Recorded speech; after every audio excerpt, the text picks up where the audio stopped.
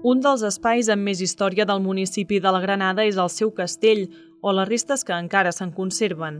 Situat al cim d'una petita elevació, forma part del naixement del municipi, ja que els orígens de la Granada són documentats des de l'any 950, precisament quan el bisbe Aguilarà infeudà la Granada, en terme d'Olèrdola, a Sisubal, el qual va edificar una torre. Això sí, pocs anys després, el 1003, una escomesa sarraïna va destruir el castell.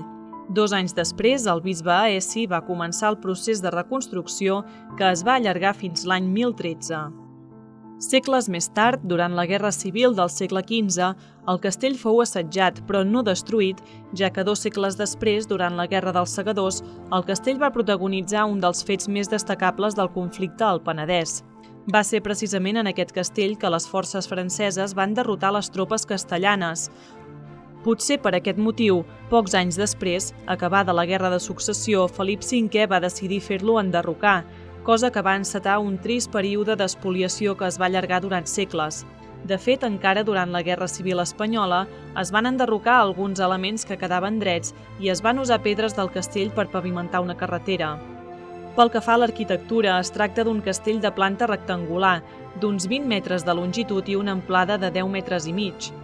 El castell tenia una torre rectangular que ha desaparegut, però sí que es conserven uns murs d'una alçada de 7 metres de les façanes meridional i occidental, alguns fragments del mur nord i 3 parets de la torre. Cal destacar que al mur nord s'ha conservat l'arc de mig punt d'una de les 3 portes i en la més occidental un dels muntants, el forat de la barra i la polleguera.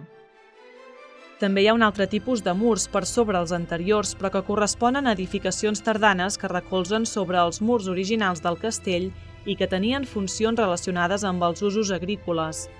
A banda del castell i la muralla, un altre element que forma part de la història del municipi de la Granada és la Casa del Castlà, molt relacionada també amb el castell.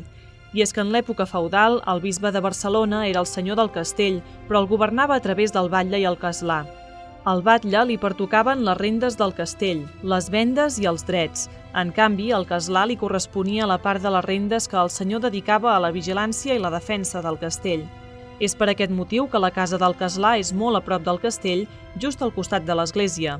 Bastit entre els segles XV i XVI en estil gòtic de transició, es tracta d'un casal residencial fortificat entre mitgeres, compost de planta baixa, pis i golfes. Destaca de la façana un gran portal d'entrada adovellat i la finestra del pis principal, arquitravada amb brancals, ampits i llindes de pedra, decorats amb motllures, mènsules i elements figuratius.